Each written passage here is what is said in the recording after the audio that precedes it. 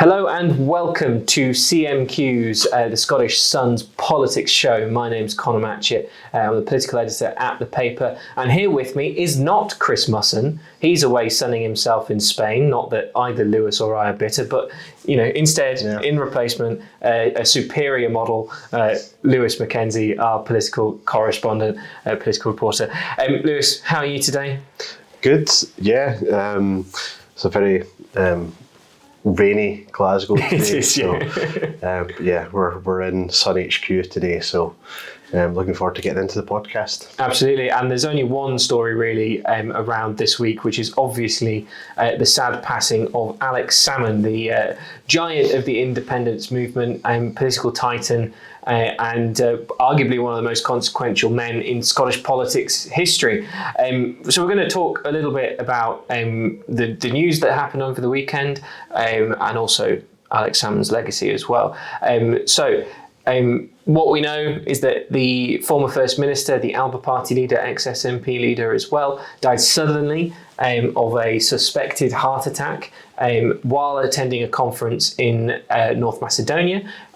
He was attending it with a party colleague, Tasmina Ahmed Sheikh. Lewis, take us through kind of the final moments. You spoke to an eyewitness who saw Mr. Salmond's death actually happen. Yeah, well, as you say, he was at the conference on Friday. On the Saturday, he had been at lunch, and eyewitnesses said that he collapsed back on his chair at lunch. Paramedics were on the scene, but were unable to resuscitate Mr. Salmond. So it was a real shock, I think, for everyone hearing the news on Saturday. And the last few days, it's we've been speaking to people that knew him, and I think people are really just stunned by the news and saddened as well by his passing. Yeah, absolutely. There's lots of detail around, exactly what happened. You spoke to Mark Donfried, who's one of the organisers of the conference that Alex Salmond was attending. He gave a speech on Friday. There's video of basically Mr. Salmond's final speech on independence. And it was also quite fitting, wasn't it, that his last words on Twitter were Scotland is a country, not a county, as he attacked kind of Sir Keir Starmer's Council Nations of Regions, which John Swinney had attended on Friday. If we look at what's going to happen next with Mr. Salmond, his body is in North Macedonia. We know that all the formalities, as one source put it to you yesterday, are done. But what's been the chat about the repatriation of his body? There's been talk of RAF jets. Yeah, well, there's been people pushing for that. The body of Mr. Salmond is still in hospital over in North Macedonia. So as you say, it seems to be done, sort of in terms of the North Macedonian side. But there's discussions ongoing between the UK and Scottish governments about how to bring his body back to the UK. So it seems to be quite slow-moving progress on that, but then this is quite an unprecedented situation. It is the first former First Minister to die. The only other First Minister who's died was obviously Donald Dewar back in 2000. Yeah, and it's obviously a completely different element added in as well, that it happened abroad. Yeah. So I think the UK and Scottish governments are trying, to be fair, I think they're trying their best to sort this out and arrange something, but what form that will take, I think, remains sort of unclear at this point. Yeah, there's chat about maybe a charter flight, isn't there, that could be paid for by the Scottish government to bring Alex's body back to Scotland in time for what the family say will be initially a private funeral, potentially bigger public memorial further down the line. There isn't a potential of an announcement today, but that is quite up in the air, and I think it's equally as likely that we don't hear anything later on. You mentioned earlier that you and I have spoken to a lot of people this week about Alex Salmond. There was a good spread in the newspaper in I believe Monday's newspaper about what his SNP family thought of him. There were a couple of stories that I really liked, particularly one from Stephen Gethins, which was basically him and Alex Salmond were colleagues stag do at Musselburgh races. Alex Salmond famously a fan of the horses, and Alex came with a big list 6 horses, a horse per race.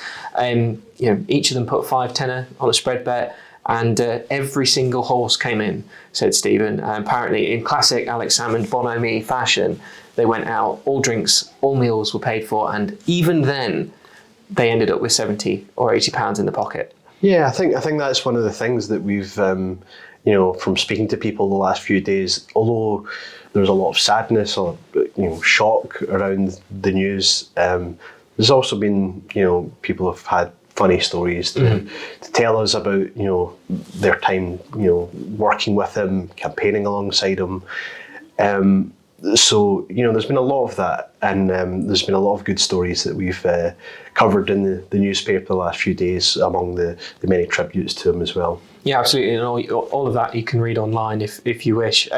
Let's talk a bit broader. I mean, Alex Salmond, probably the most consequential politician in Scottish politics history. I mean, if you look at the history of the SNP wouldn't be in government. He dragged them from the fringes of Scottish politics all the way through to opposition, and then obviously in 2007 into government, and then he got that massive majority in 2011, and that's what galvanised the independence movement to be what it is today, which is the dominant constitutional position or topic, more accurately, than anything. And do you think, if you look back at him as a politician, do you think that we would be where we are in Scottish politics today if Alex Salmond hadn't existed? Because I don't think we would be. I don't think so either. And I think a lot of the people that worked with him, colleagues of his, would say the same. I think he was such a driving force in making the SNP what they became.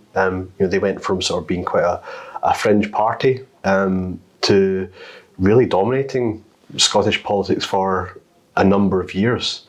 And I think, the general election result this year, perhaps people's most recent sort of idea of the SNP is that this is sort of a diminished force. But I think people need to remember sort of where the SNP were, winning that majority in 2011 at the Scottish Parliament election, which was completely unheard of because the system obviously wasn't set up for there to be a majority government.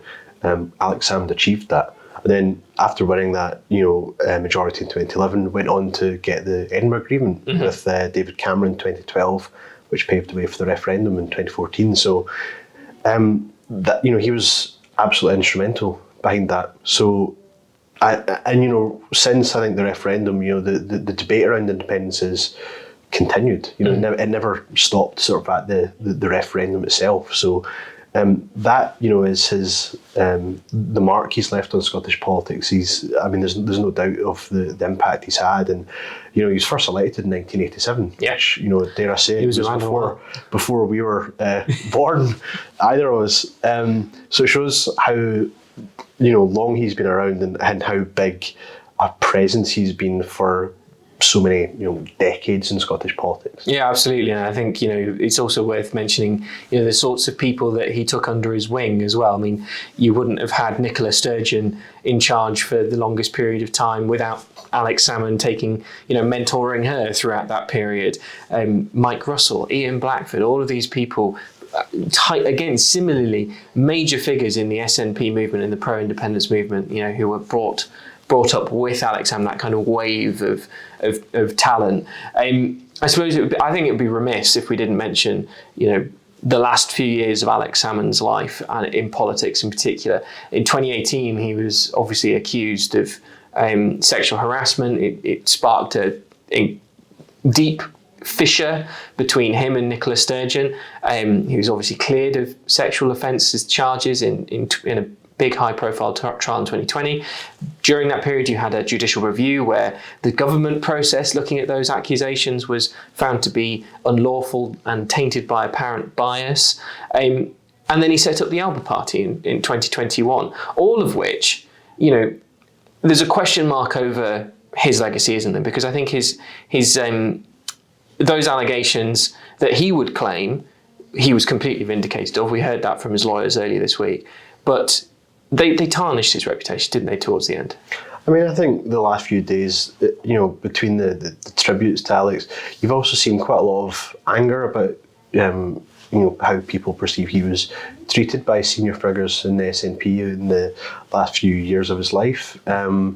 And there's been some really scathing criticism. Fergus Ewing was, who was a minister under Alex Salmond, was among those who has really been critical of SNP leadership about how they treated him. David Davis as well, going even as far as suggesting that it impacted on his health. Yeah. So there are very, very strong feelings around this. I imagine it will rumble on because, obviously people are representing or had represented Mr. Salmond in the legal sense. Yeah. Have indicated that they will continue the actions they have that are currently outstanding. David Davis has raised issues around Alex Salmond in the House of Commons under parliamentary privilege before as well, and I think he will intend to pursue that also. So there's a lot of things that will carry on. I think in the months and years potentially ahead. So there's a lot of things, business probably left unfinished, I think, from a number of different people. Yeah, absolutely. And I think, it's also worth talking about the Alba party, which was set up in 2021, but pretty much as a response to what he felt was a betrayal of senior SNP figures. I think it's interesting, though, that, it's worth saying that I think his legacy as a politician and as a strategic genius, we've heard a lot about how he dragged the SNP from the fringes to government and on the edge of independence. But with Alba, all of his political skills seem to disappear. I mean, they've been a political disaster zone since they were set up. They've always failed to make any inroads in elections. They've never come close to winning a seat.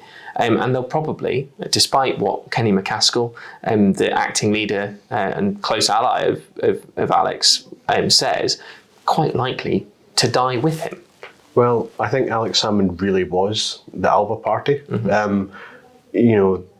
There's no question that he sort of dominated the whole identity of Alba. So there has been questions the last few days about where the party will go.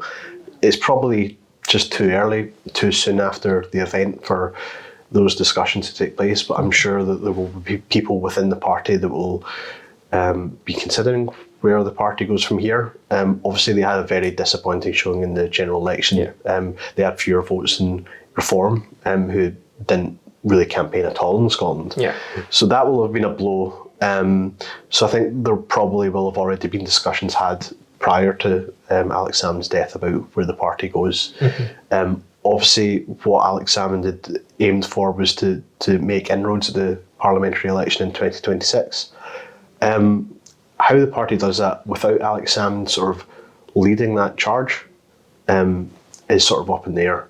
I mean, having spoken to one of the party's former MPs, Neil Hanvey, this week, he was really glowing in his praise of Alex Salmond and the impact that he'd had on him as a politician, and having worked with him.